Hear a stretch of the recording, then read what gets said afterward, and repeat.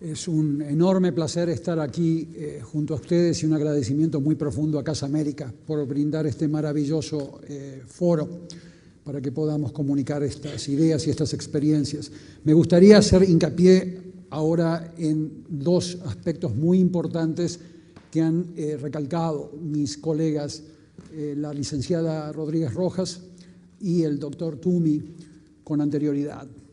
El primero es que la delincuencia organizada en todos los países que nosotros hemos estado investigando tiene causas muy complejas, tiene factores asociados muy complejos que no están adecuadamente identificados desde el punto de vista científico.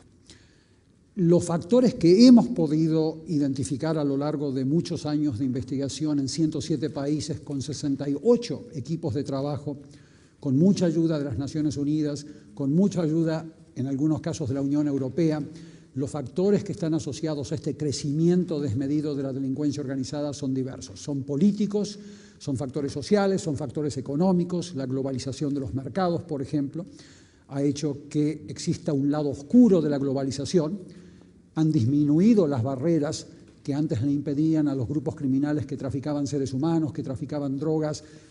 Esas barreras ya no existen y hoy se puede generar un negocio criminal ilegal con muchísima más facilidad que hace 40 años. Los avances tecnológicos han hecho lo suyo, pero digamos que en el caso mexicano, el fenómeno de violencia organizada, barbarizada, como el que acaban de presenciar ustedes en la presentación de la licenciada Cintia Rodríguez Rojas, se da a través de factores concretos muy interesantes.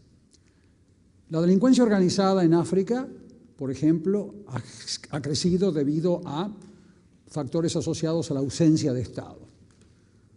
La delincuencia organizada en México ha crecido y ha prosperado debido a la gestión de un Estado donde existía un partido único por muchas décadas que utilizó a la delincuencia organizada para los propósitos que hoy se conocen a través de obras numerosas que se han publicado. El Partido Único de Estado, de alguna manera, durante muchas décadas, gestionó a la delincuencia organizada, como está demostrado en los casos de Miguel Ángel Félix Gallardo, un capo de capos que en su momento, durante mucho tiempo, controlaba a muchos de estos grupos criminales que hoy están en puja, que hoy están compitiendo. Y a través de la transición política de la cual México en parte se ha beneficiado y en parte se ha perjudicado en los últimos años, hoy esa transición política donde se ha marchado hacia un sistema de competencia electoral, donde vemos muchos partidos compitiendo por alcaldías, compitiendo por gobernaciones, hoy a través de esa competencia político-electoral, los grupos criminales pasaron de ser gestionados por el Partido Único de Estado, que tenía un control reticular en lo político, en lo económico, en lo social. Ese Partido Único de Estado ya no existe y hoy lo que nos encontramos son partidos que compiten por el poder de manera caótica, sin instituciones adecuadas para el control de financiamiento electoral, sin instituciones adecuadas para el control patrimonial de las alcaldías, sin instituciones adecuadas para el control político de los miembros de los partidos. Y eso sucede más allá de mis interpretaciones, simplemente leyendo los informes, por ejemplo, de la Auditoría General de la República Mexicana, donde da cuenta de cómo los alcaldes toman dinero federal, se compran camiones y automóviles y se los llevan a la casa al final de los mandatos. Esas son publicaciones de los reportes que hoy existen en México. Ahora bien, tenemos un problema grave. Esa competencia electoral ha hecho que hoy los grupos criminales organizados, que antes eran simplemente gestionados por el Estado, donde se les asignaba mercados, se les asignaba bienes. Hoy esos grupos criminales ven que las alcaldías están aisladas políticamente, financiando sus campañas electorales a través de mecanismos formales e informales, y esos grupos criminales pasaron a gestionar el proceso político. Hoy el Estado mexicano está fragmentado en cientos de pedazos y cada grupo criminal controla un pedazo del Estado diferente. Tienes policías en Nuevo León trabajando para los Zetas, policías en Nuevo León trabajando para Sinaloa. Esas policías se están tiroteando entre sí, o sea que las autoridades forman parte de la delincuencia organizada en México de manera muy fragmentada y muy caótica. Eso está explicando el aumento de la violencia y la barbarización de la violencia. Hoy tenemos una delincuencia organizada mexicana que no se dedica solo a drogas, se dedica a 22 tipos de delitos.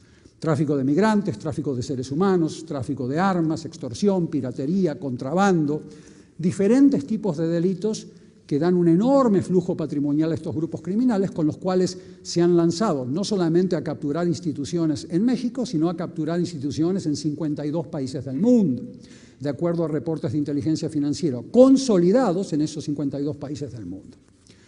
Hoy en día esa delincuencia organizada mexicana, que se dedica a 22 tipos de delitos y está presente en 52 países, también tiene reportes de inteligencia que admiten su presencia en países como España y Alemania. No es una presencia violenta, no es una presencia que se manifiesta como lo acaba de demostrar la licenciada Cintia Rodríguez Rojas, pero sí es una presencia patrimonial importante que permite que el cartel de Sinaloa sea tan poderoso como es. Siempre decimos que para que exista una federación como la de Sinaloa, que tiene presencia poderosa en 52 países del mundo, que compra políticos, que compra empresarios, para que exista ese tipo de organización criminal, tienen que existir también Alemanias y Españas, donde ellos pueden colocar su dinero, sus patrimonios mal habidos. La delincuencia organizada, paradójicamente, al final de su historia, cuando necesitan esconder sus patrimonios, busca el Estado de Derecho, busca asignar sus patrimonios a países donde existen jueces imparciales, donde existe una justicia predecible para que sus activos estén seguros. Ahora bien, todo esto que acabo de comentarles, el Estado mexicano lo está enfrentando de una manera bastante limitada a través de represión, enviando soldados a las calles, enviando a policías a las calles, enviando más fiscales, que lamentablemente son corrompidos, porque a estos grupos criminales no se les está tocando la dimensión patrimonial, sus miles de empresas formalmente establecidas en el sector de la construcción, en el sector financiero, en el sector agropecuario, en el sector minero, no se les están tocando sus ganancias patrimoniales y existe una razón muy simple para ello, es que esas empresas legales que ellos forman y que ellos utilizan también financian campañas electorales. De acuerdo a inteligencia militar mexicana, el 65% de las campañas electorales mexicanas están siendo penetradas por grupos criminales, parcial o totalmente. Por lo tanto, tenemos un problema también en el desarrollo democrático mexicano, ya que son las mafias las que en este momento están, de alguna manera, imprimiendo su presión, su sesgo, en los resultados electorales que estamos observando en México. Por lo tanto, también se está atrasando el desarrollo político mexicano. Ante esta situación calamitosa que les estoy describiendo, el Estado mexicano aplica represión, pero lamentablemente la represión no viene acompañada de una sanción judicial. Es solamente represión, como explicaban mis colegas anteriormente. No hay sanción judicial en un Estado de Derecho con sentencias firmes, con apelaciones. El 99% de las detenciones no terminan en sentencia. Eso es impunidad. Por lo tanto, toda esta represión no viene acompañada de sanción. Estas son estadísticas oficiales, las que estamos comentando acá. Esto es un problema grave, porque lo que pasa aquí es que la paradoja de la represión consiste en lo siguiente. Tú le tiras más soldados y más policías a los grupos criminales y ellos con sus patrimonios intactos lo que hacen es simplemente se defienden con más corrupción y más violencia. Les tiras más policías y más fiscales y ellos aumentan su nivel de corrupción y su nivel de violencia. Con lo cual tienes este círculo vicioso de violencia organizada y violencia extrema que acabamos de comentar, que es muy lamentable. Ante esta situación, lo que los países que desean contener a la delincuencia organizada hacen es algo que está muy bien descrito en la Convención de las Naciones Unidas contra la Delincuencia Organizada, que se denomina la Convención de Palermo. En la Convención de Palermo hay 4 tipos de medidas importantes que los estados que las han aplicado al mismo tiempo han demostrado algún tipo de avance para contener a los grupos criminales. El primer tipo de medida es la sanción judicial en un Estado de Derecho, un sistema judicial que funcione como tal en un Estado de Derecho donde puntillosamente se le respeten los derechos humanos a las víctimas y a los imputados. A las víctimas y a los imputados. Muchos me dirán, pero ¿cómo se está preocupando tanto por derechos humanos ante esta barbarie? A veces me comentan los funcionarios off the record.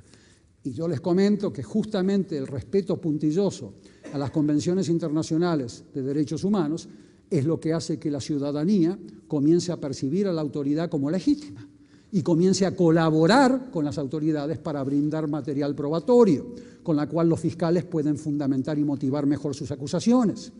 Por lo tanto, este aspecto, que es la primera rueda, el primer pilar de política pública, hoy en México está ausente. Ni siquiera el pilar represivo les está funcionando porque el sistema judicial no les funciona. El segundo pilar tan importante que les queremos recalcar es el pilar de prevención social. La prevención social no es un discurso político, es simplemente atender a los factores de riesgo que hacen que niños entre 12 y 18 años estén tomando las armas para formar parte de pandillas transnacionales y pandillas regionales y pandillas locales. Hay factores ligados a escolaridad, hay factores ligados a adicción, hay factores ligados a disfuncionalidad familiar, hay factores ligados al ámbito de violencia en los vecindarios, en los cuales el Estado y la sociedad civil tienen que formar alianzas, tienen que formar redes, como se está haciendo en Italia a través de la red Libera, con 1.200 asociaciones civiles, haciendo alianza con gobiernos locales, como en Bari, Italia, donde se comienzan a abordar estos temas ligados a factores de riesgo de salud, factores de riesgo de educación, ausencia de oportunidades de vida y demás factores. Esa es una política de prevención social que hoy en México está ausente. El tercer factor importante de la Convención de Palermo es el factor de corrupción política, la prevención de la corrupción política. No son más policías y más fiscales persiguiendo a políticos, es que los mismos partidos políticos, las mismas facciones políticas, lleguen a un acuerdo, algunos le llaman tipo Moncloa en México, para poder autolimitarse, autopurgarse y deshacerse de la cloaca de corrupción política que está invadiendo a todos los partidos mexicanos, izquierda, derecha, centro, acá no hay ideologías. Eso es algo que ha ocurrido en algunos países parcialmente. Hubo un movimiento de manos limpias en Italia, hubo un movimiento de manos limpias en algunos países que ha logrado que la clase política primero se cuestione, cambie sus reglas del juego y comience a impedir que las campañas electorales sean financiadas de la manera que son financiadas hoy en día. Estos factores no están presentes en México, no se están aplicando estas medidas de prevención de la infiltración de campañas electorales, de prevención de la infiltración de contrataciones de licitaciones públicas, de la prevención de la infiltración de la delincuencia organizada en el ámbito político. Porque la protección política es un pilar fundamental con la cual la delincuencia organizada crece hacia dentro de México y hacia afuera de México, como les dije antes. El cuarto pilar importante es el de desmantelamiento patrimonial de los grupos criminales en el sector formal legal de la economía. Los reportes de inteligencia financiera provenientes de 68 países del mundo dan cuenta que en México el 67% de los sectores económicos del PIB, del Producto Bruto Interno, han sido infiltrados. Eso no es solamente algo que le pasa a México, le sucede a muchos países del mundo. En México no se están implementando las medidas por las cuales se puede llegar a desmantelar patrimonialmente a los grupos criminales. Y esto no es solamente lavado de dinero.